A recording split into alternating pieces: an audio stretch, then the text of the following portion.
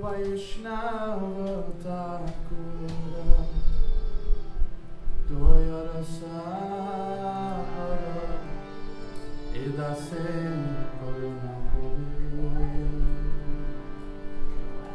Oh hey Vaishnava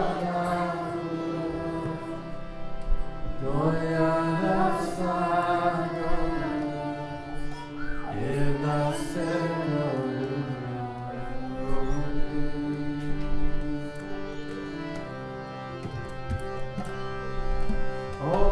Vaishnava Doyara Sagara Edase Karuna. Oh hey Vaishnava Doyara Sagara Edase Karuna. Diya Pada Shoda hey amaya, diya pada saya. Shoda hey amaya, tumhara charan mein. Oh, tumhara charan mein.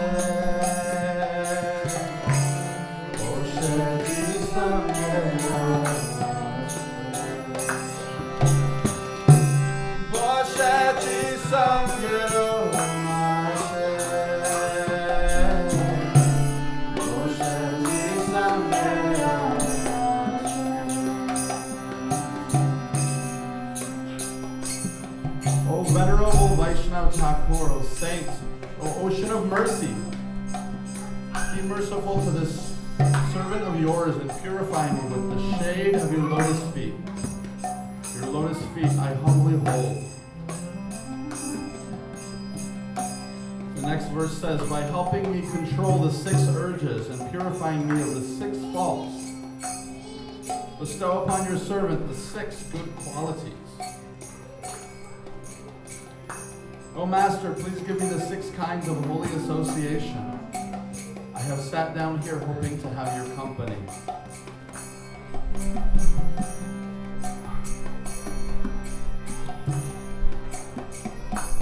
Oh hey Vaishnava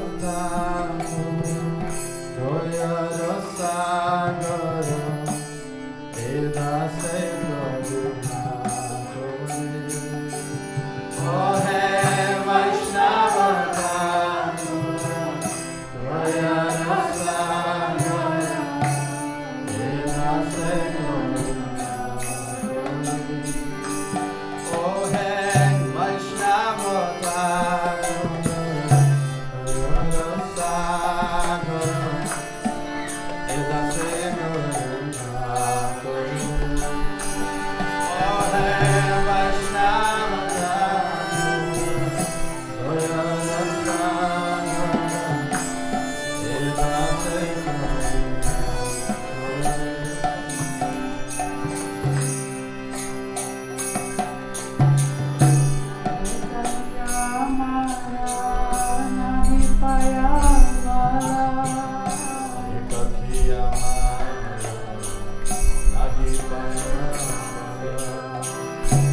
Hari Nama Sankirtana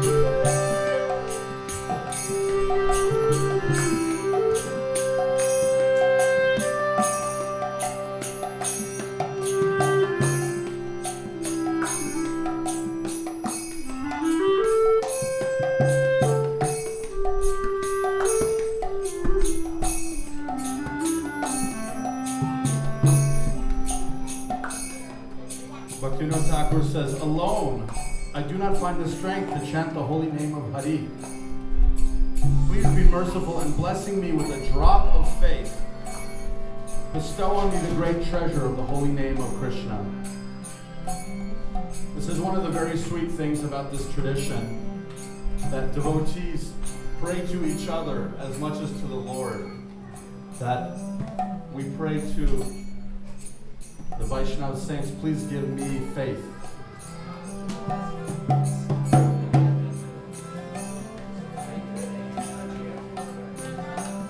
In the last verse he says, Krishna is yours and you can give him to me, for such is your power. How is it that the bhakta, that the devotee owns God? This is a very mystical thing. It's a mystical tradition, and this is a beautiful statement.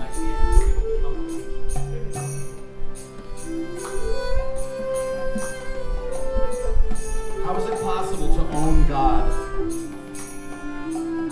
By definition, God is without a master. God is independent from everyone and anything. God is all-powerful, the greatest. So then why would this great saint, this great mystic Bhaktivinoda Thakur say that God is yours? He would say to another devotee, God is yours, Krishna is yours, and you can give him to me. How is that? Just like as Mother Yashoda tied Krishna up with love, the idea is through the ropes of love, through creating such an indebtedness and serving the Lord with so much love, the Lord becomes bound to us. The story of Sudama Brahmana, poor Brahman, he had nothing, but he went to Krishna with all he had, and he had a small bag of old stale chipped rice, but it was all he had. And he was so embarrassed that he actually hid it behind his back when he saw Krishna. And Krishna said, what are you hiding? What are you hiding back there? And when he saw this, just a bag of practically inedible rice that Sudama had brought to offer, but he offered it with so much love, Krishna began eating it. And he was eating it with such relish that Rukmini Devi, who is none different than the goddess of fortune, she said, stop eating the rice. You've already eaten it with so much relish that I can't give him enough fortune, enough blessings to respond. You have to stop, because it'll be impossible for us to ever repay him. Same as, we were talking about this today, Janvi and I, same as the story of Vidura and his wife when Krishna visited the great city of Hastinapur.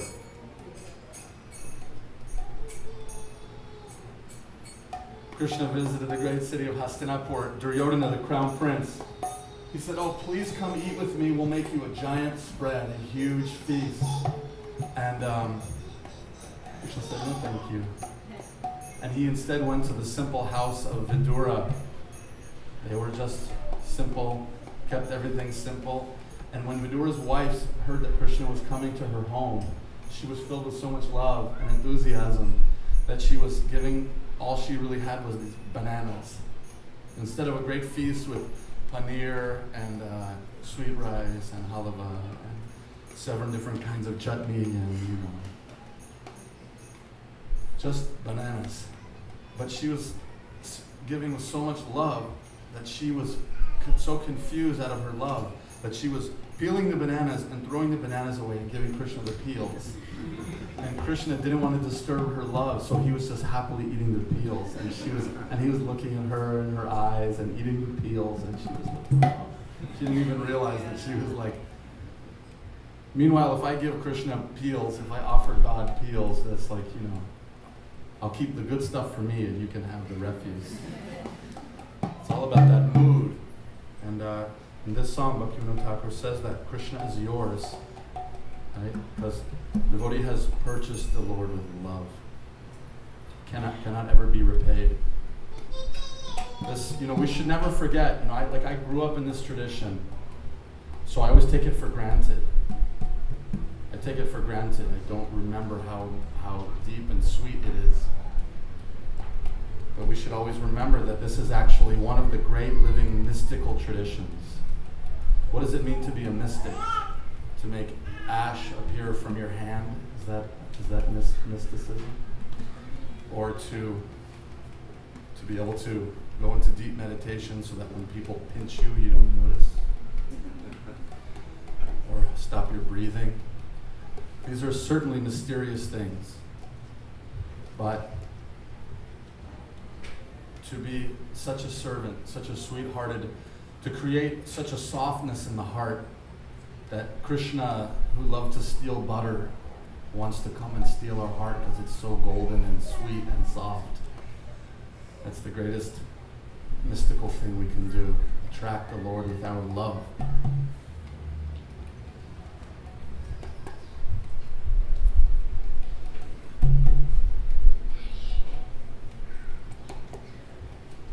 So we'll sing the last two verses, and then let's sing the chorus together.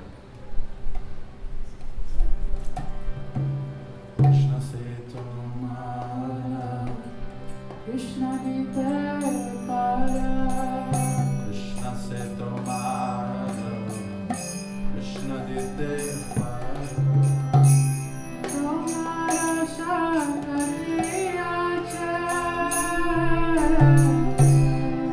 Tomara sakati ache,